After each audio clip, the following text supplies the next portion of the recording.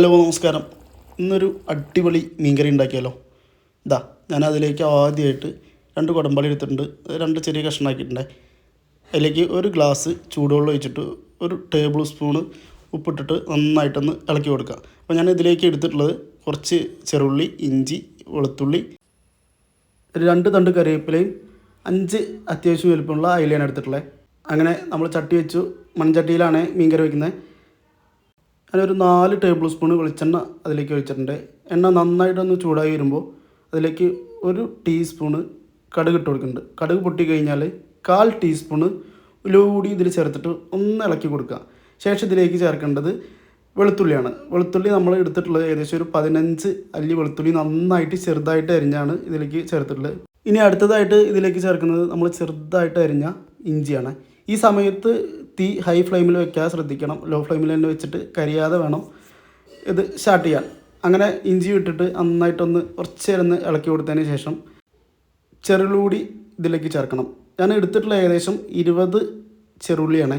വേണമെങ്കിൽ നിങ്ങൾക്ക് ചെറുള്ളിക്ക് പകരം സവാള ചേർക്കാം. ചെറുള്ളി ചേർക്കുന്നതാണ് ഇതിൻ്റെ ടേസ്റ്റിന് ഒന്നുകൂടി ബെറ്റർ. അപ്പോൾ ചെറുള്ളി ചേർത്തിട്ട് നന്നായിട്ട് ഒന്ന് ഇളക്കിയെടുക്കണം. ഏകദേശം ഒരു ബ്രൗൺ കളറൊക്കെ ആയി വരുന്ന സമയത്ത് ഇതിലേക്ക് ഒരു 1/4 ടീസ്പൂൺ മഞ്ഞൾപ്പൊടി, 2 ടേബിൾ സ്പൂൺ മുളക് പൊടി, പിന്നെ ഇതിലേക്ക് ഏകദേശം ഒരു 1.25 ടീസ്പൂണോളം കാശ്മീരി ചില്ലി കൂടി ആഡ് ചെയ്യുന്നുണ്ട്.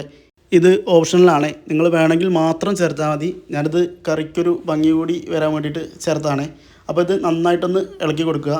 ഈ സമയത്ത് തീ ലോ ഫ്ലെയിമിലിട്ട് തന്നെ ചെയ്യാൻ ശ്രദ്ധിക്കണേ, അല്ലെങ്കിൽ ഇത് കരിഞ്ഞു പോകാനുള്ള സാധ്യത ഉണ്ട്.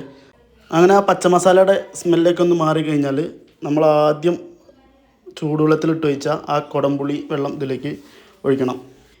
ഇനി ഇതിലേക്ക് ആവശ്യമായ വെള്ളം കൂടി ചേർക്കണം. ഞാനിതിലേക്ക് ഇനി ചേർക്കാൻ പോകുന്നത് ഈ ഗ്ലാസ്സിന് 2 ഗ്ലാസ് വെള്ളമാണ്.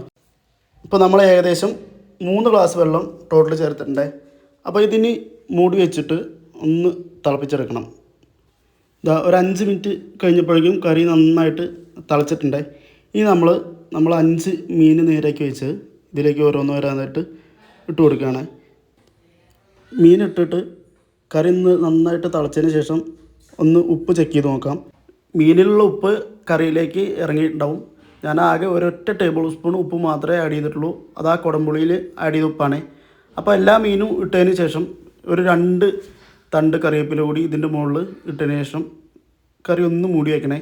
സിമ്മിലിട്ട ശേഷം ഇതൊന്ന് തിളപ്പിച്ചെടുക്കണം. ഏകദേശം ഒരു 5 മിനിറ്റോളം നമ്മളിങ്ങനെ ഇത് മൂടി വെച്ചിട്ടൊന്ന് തിളപ്പിച്ചെടുക്കണേ. അങ്ങനെ നമ്മളെ കറി റെഡി ആയിട്ടുണ്ട്. ഒരു 2 മിനിറ്റ് കൂടി ഹൈ ഫ്ലെയിമിലിട്ടിട്ട് തുറന്ന് വെച്ചിട്ട് ഇതൊന്ന് തിളപ്പിച്ചെടുക്കണം. ഇനി നന്നായിട്ടൊന്ന് കറി കുറുകി കിട്ടണമെന്നുണ്ടെങ്കിൽ സിമ്മിലിട്ടിട്ട് ഒരു 5 മിനിറ്റ് ഇതൊന്ന് തുറന്ന് വെച്ചാൽ മതി. ഞാനിപ്പോൾ അത് അത്യാവശ്യം ലൂസാക്കിയിട്ടാണ് ഉണ്ടാക്കിയിട്ടുള്ളത്.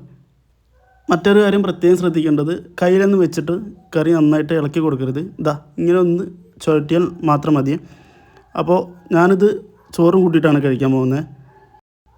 ഇനി ഇത് പൊറോട്ടയ്ക്കോ ചപ്പാത്തിക്കോ ഒക്കെ ആണെങ്കിൽ ഇതിൻ്റെ കൂടെ ഏകദേശം ഒരു ഗ്ലാസ് തേങ്ങാപ്പാൽ ഒഴിച്ച് കഴിഞ്ഞാൽ പൊറോട്ടയ്ക്കും ചപ്പാത്തിക്കൊക്കെ അടിപൊളിയായിരിക്കും കേട്ടോ. അങ്ങനെ ഒഴിക്കുകയാണെങ്കിൽ നമ്മൾ അവസാനം ഒഴിച്ച 2 ഗ്ലാസ്സിൽ 1 ഗ്ലാസ് സ്കിപ്പ് ചെയ്തിട്ട് ഒഴിച്ച് കഴിഞ്ഞാൽ സൂപ്പറായി. അപ്പോൾ വീഡിയോ ഇഷ്ടപ്പെട്ടാൽ എല്ലാവരും ഒന്ന് ഷെയർ ചെയ്യണേ. ബൈ, അടുത്ത വീഡിയോയിൽ കാണാം.